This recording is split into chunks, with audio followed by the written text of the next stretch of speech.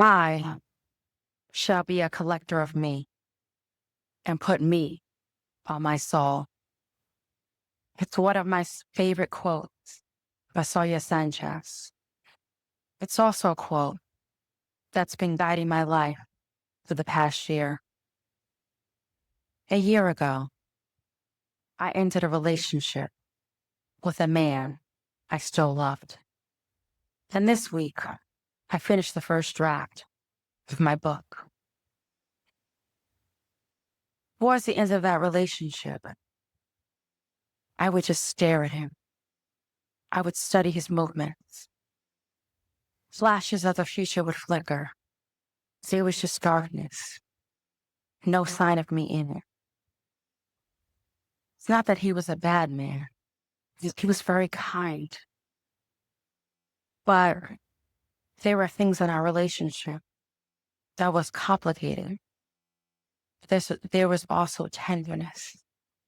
A life that worked as long as I remained a smaller version of myself. But I had started to notice what happened inside my body. I would wake up in the middle of the night, my heart would be pounding in my chest. I would wake up covered in sweat. And soon, I started to imagine the woman I would be if I stayed. And I became more afraid of that than losing him. How many of us are taught as women to measure a relationship by how good a man is? Does a good job, supportive, loves us, and we love him. Wanting anything beyond that can feel like you're being selfish, like you're being ungrateful. Because isn't that what every woman wants? My whole life, I had been taught to find value in a man. I remember when I performed at my first storytelling event. For the first time, I felt like this is the woman I want to become. And when I sent the video to my mother, she wouldn't even look at it. And yet, when I was dating a guy and I told her about it, she said, if he treats you good, you should try to make it work. And I understood because my mother comes from a generation where partnership is the only option for a woman. I was taught to be happy as long as I had a good man, that wanting anything outside of that was dangerous, that happiness resided inside the lines of tradition. You expect too much, my mother would often say to me. But I couldn't resist the urge to step outside the cage that those expectations had built around me. I wanted to know what was on the other side, because when I looked out at all the women around me, I saw the same result, and it wasn't a life I wanted. Then one morning, I woke up. I knew it was time. I had to untie myself, because if I waited a second longer, all would get stopped, and I wouldn't have the courage. And that same morning, before I made the call, I watched a video of a woman living out a version of happiness that I wanted. I saw the happiness in her face. It looked like freedom.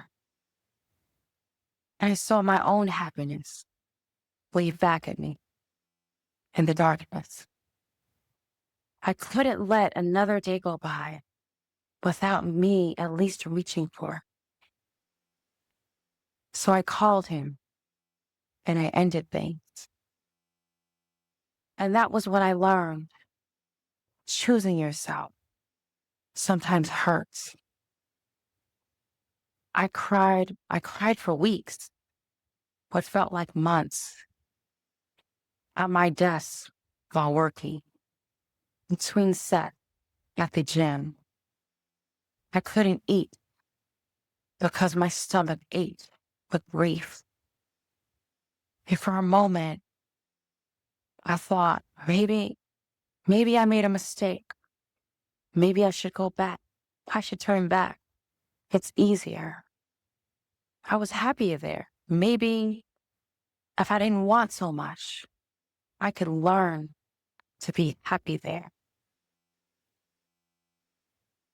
I wasn't only grieving him, I was grieving a version of myself that for 30 plus years had been small. I was grieving a version of myself that once believed that I could be happy with living a small, comfortable life. And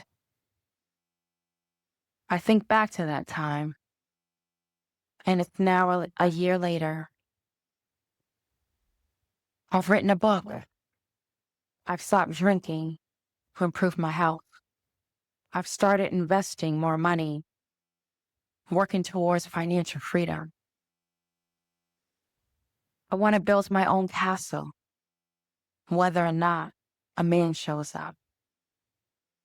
The vision I have for myself, so much bigger than it's ever been. And when I typed the final words this week, I just sat there. I stared at the screen because life was the same. I worked the same job. I lived in the same house. But something was different about me. I wasn't the same woman who started writing this book. Because I didn't just write a book. I wrote a new script for the woman I am and the woman I want to become. I left the version of womanhood who taught me to settle for a life I'd already outgrown, who told me to stay safe, shrink, that disappearing was the only option for me.